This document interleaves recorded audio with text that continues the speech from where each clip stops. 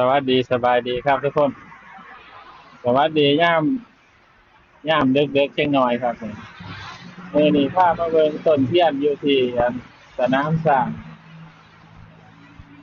สนามสนามสร้างบุรีรัมย์ครับทุกคนพอดีต้นเทียนที่เพิ่นชนะการประกวดนี่น่าจะเป็นที่หนึ่งที่สองที่สามเนาะ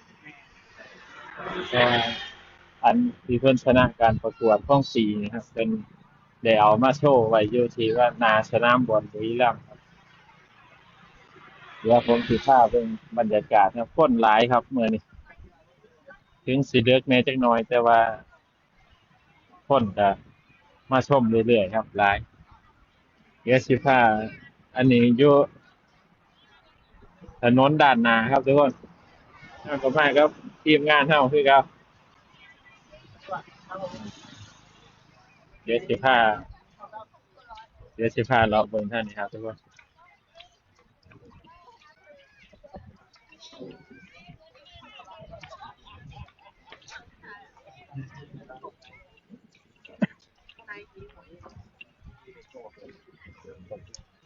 อากาศดีครับมื้อนี้ฝนบ่ตกครับแต่ก็มีเพราะว่าฝนตกมาหลายมื้อแล้ว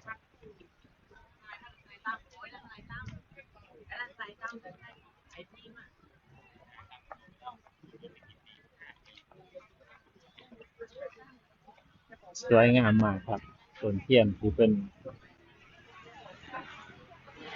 อันนี้ที่เพิ่นประกวดวันเข้าพรรษานะครับที่ได้รับชนะเลิศเดี๋ยวสิให้เบิ่งด้านหน้าก่อนครับจั่งสิพาเบิ่งด้านข้าง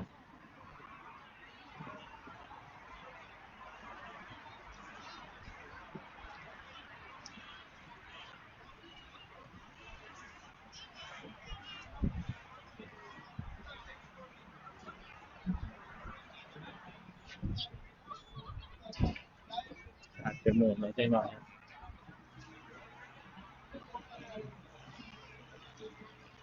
สวยงามมากครับทุกคน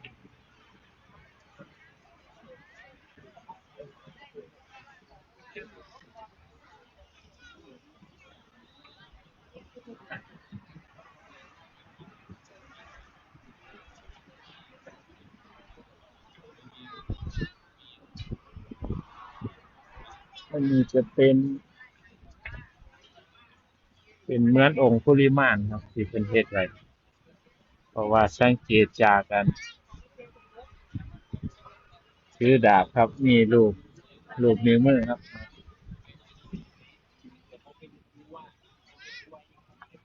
นี่รูปนิ้วมือห้อยอยู่ในข้อครับทุกคนองค์คุลิมาน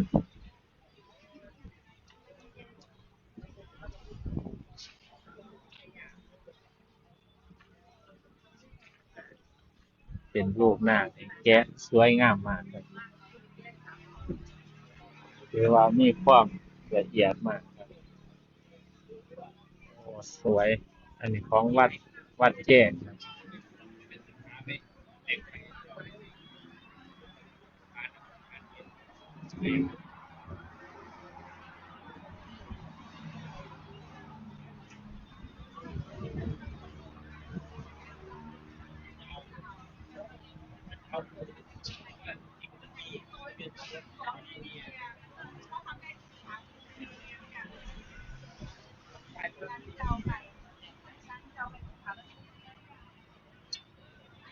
มีพญานาครูปพญานาคแล้วก็เป็นรูปสิงห์ครับทุกคนสังเกตฟันพญานาค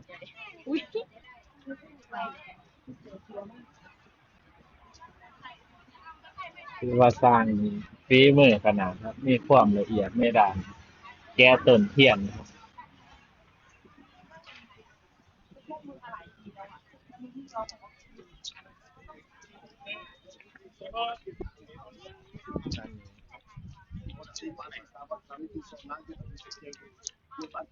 อันนี้จะกล่าวถึงอะไร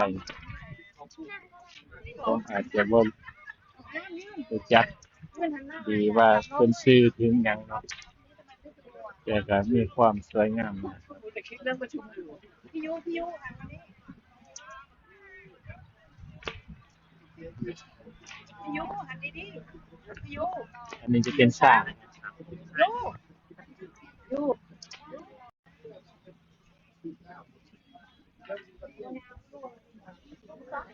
อันนี้เพิ่นได้รองชนะเลิศอันดับ2ครับทุกคนถือว่าสวยงามมากได้อันดับ2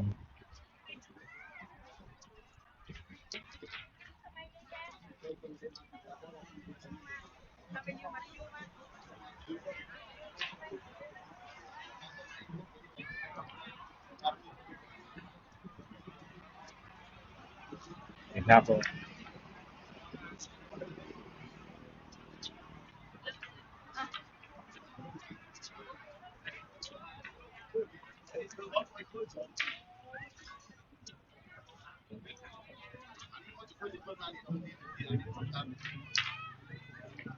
สวยครับทุกคนสวยมาก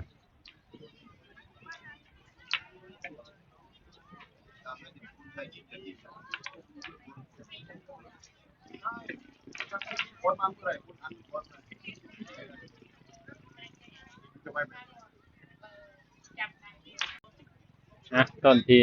ผมพาเบิ่งนี่คือต้นที่เพิ่นชนะเลิศได้อันดับที่2ครับทุกคน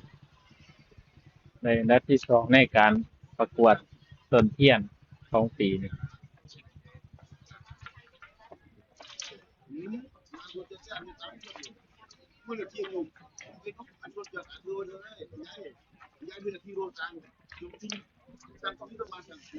นี่ครับองคุลิมานนิ้วมือห้อยใส่คอถือดาบครับจำบ่ผิดก็คือ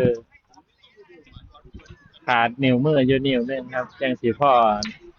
1,000 นิ้วครับก็เลย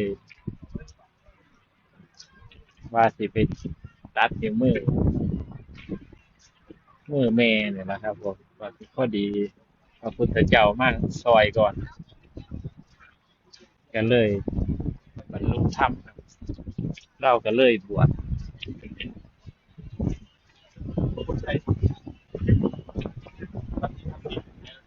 สวยงามมากครับ อันนี้เพิ่นได้ชนะเลิศอันดับ2ในการประกวดต้นเทียนพรรษาปีนี้ครับสวยๆครับทุกคน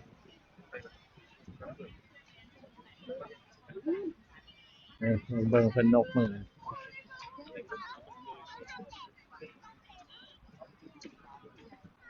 เดี๋ยวสิพาไปเบิ่งต้นต่อไปครับทุกคน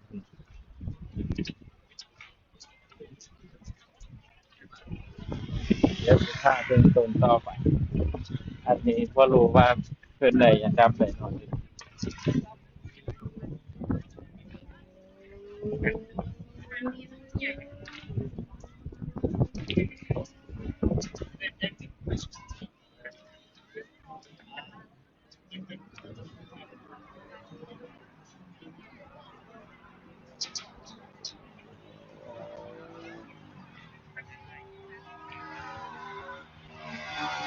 การแกะลายที่มีความสวยงามมากครับ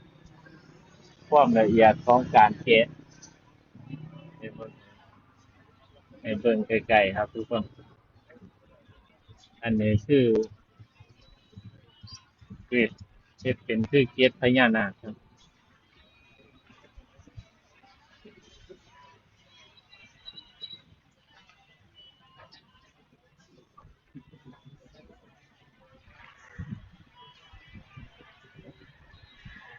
ด้านบนเพิ่นจะเป็น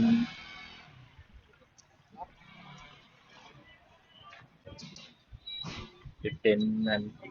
มีคนนั่งอยู่หลังศาลครับทุกคนเป็น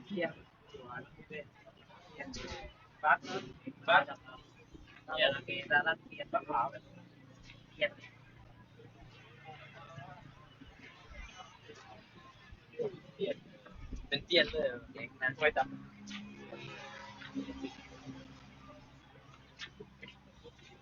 แกะสลักได้สวยงามมาก ว่าแต่คุณโซนนี่นะโรยไล่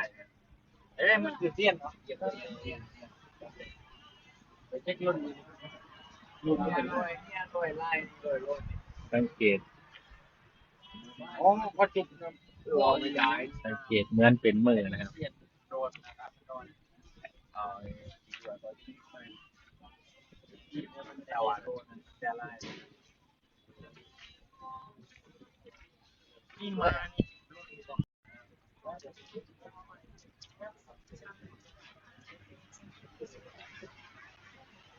อันนี้จะเป็นห้างหมาครับผมห้างหมาอันนี้อีหยังเนาะอันนี้ครับ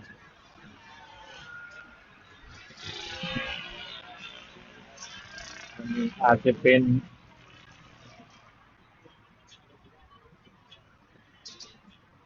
ครับเป็นเฮ็ดใส่อันนี้เป็นโตหมาครับทุกคน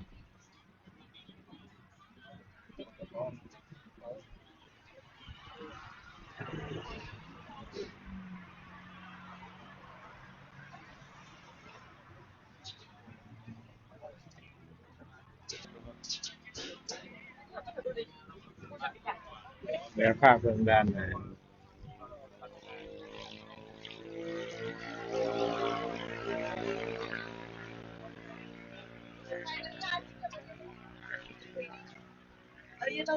ครับผม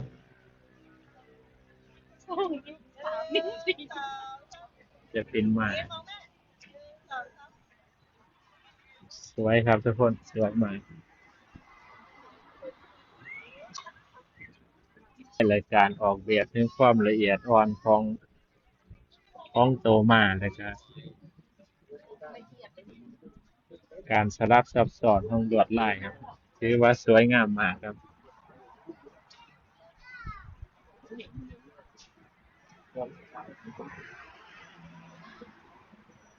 เบิ่งเลยบ่มีหม้องติครับทุกคน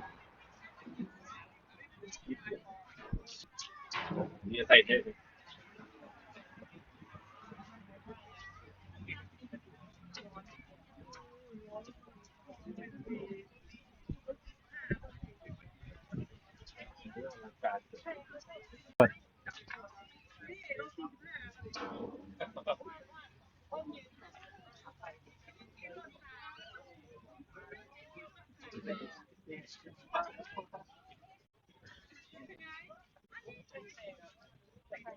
สวยมากมาก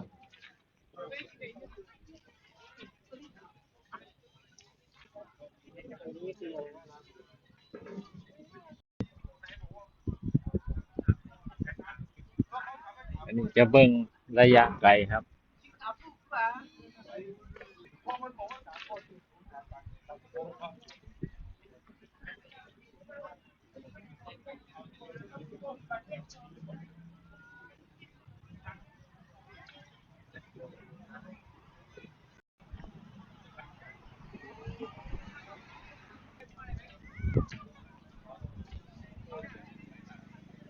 แต่มีคนมาชมหลายนะครับ มันคือจะละลายแล้ว มาชมต้นเทียนเขาพรรษาที่ได้รับการชนะเลิศอันดับ1อันดับ2แล้วก็ รับ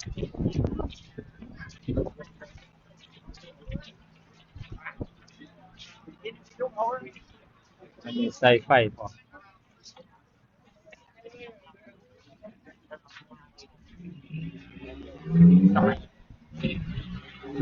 จะเป็นลูกพญาครุฑครับทุกคน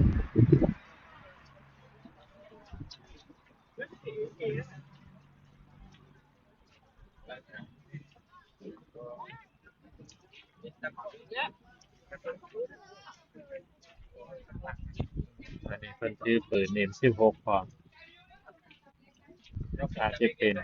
คติธรรมคติธรรมประจำใจอ่ะผู้ทายอาจจะพากย์บ่เก่งปานใดครับทุกคนแต่ก็พาเบิ่งความสวยงามของการแกะเทียนเพิ่น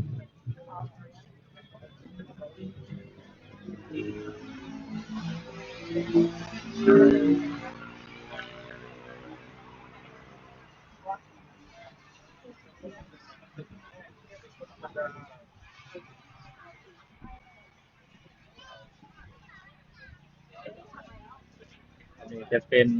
เทวดาดีดดิ้นสามสายครับอาจจะสื่อถึงว่าการปฏิบัติธรรมนะ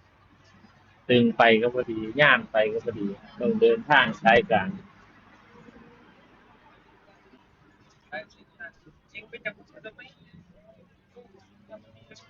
สวยครับทุกคนสวยสวย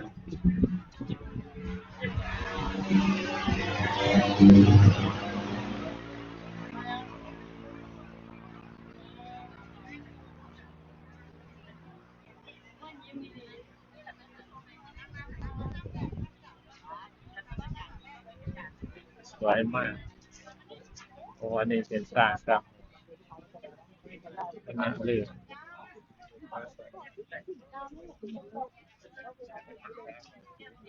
ชนะเลิศเทียนเข้าพรรษาโอ้อันนี้รางวัลชนะเลิศตัวนี้ได้อันดับหนึ่ง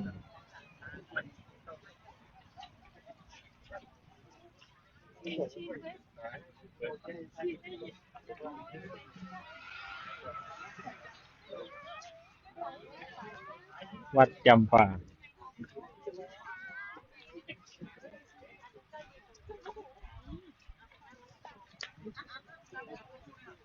สวยครับผมอันนี้ได้อันดับหนึ่ง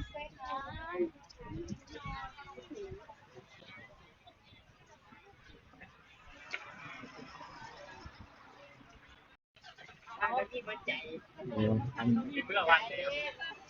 ภาพโคตรดูกันเจ้าอาจจะแอบทุกคนนั่นนี่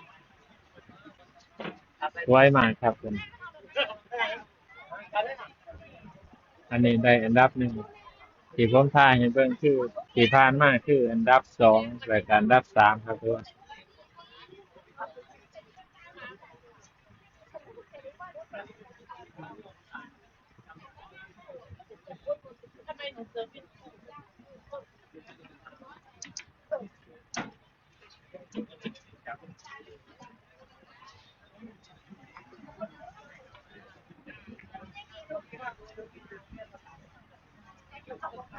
สวยสวยจริงครับทุกคน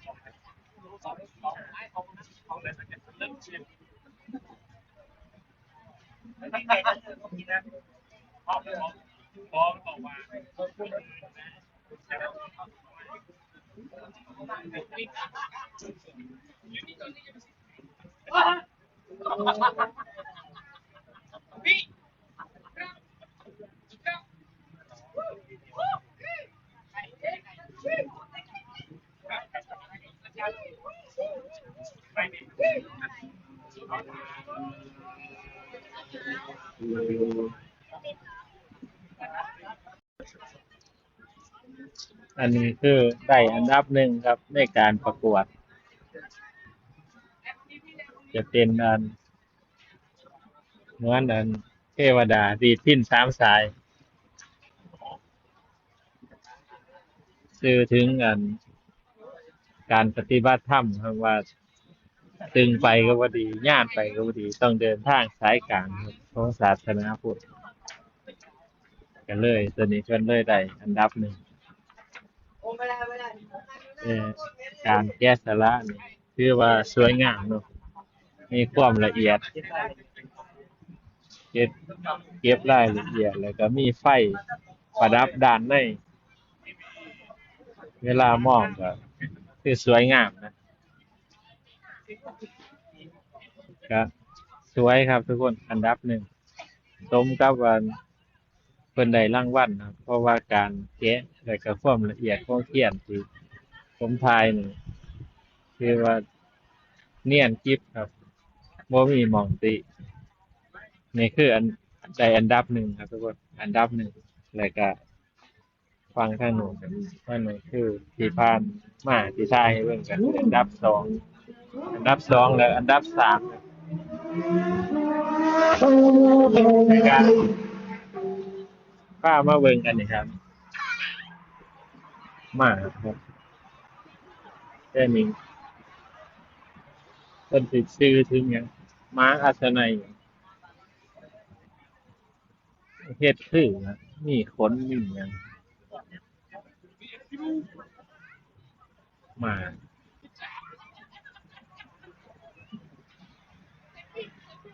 ม้าอัศนัย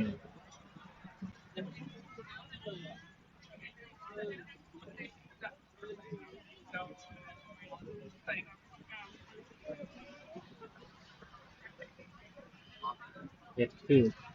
สวยงามครับ อันนี้เป็นรูปม้าเบิ่งหางแล้ว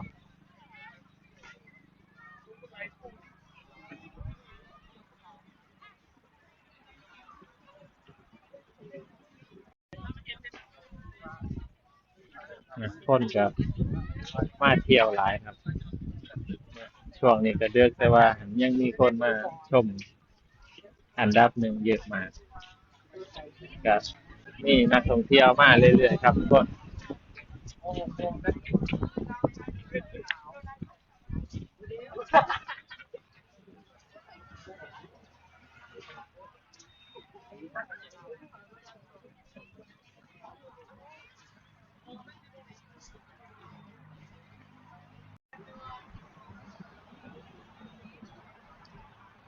สำหรับคลิปนี้ก็จะขอฝากไว้เพียงเท่านี้ครับทุกคนถ้ามาเบิ่งต้นเทียนกับภาษาที่เพิ่นประกวดได้รางวัลชนะเลิศที่หนึ่งที่สองที่สามของจังหวัดบุรีรัมย์จะมีความสวยงามมากครับทุกคนสำหรับคลิปนี้ก็จะฝากไว้เพียงเท่านี้คลิปวิดีโอหน้าพอกันไหมครับทุกคนสำหรับคลิปนี้ก็สวัสดีครับขอบคุณหลายๆทุกคนที่ติดตามได้รับชมครับช่องสงัดพาดูครับขอบคุณหลายๆครับทุกคน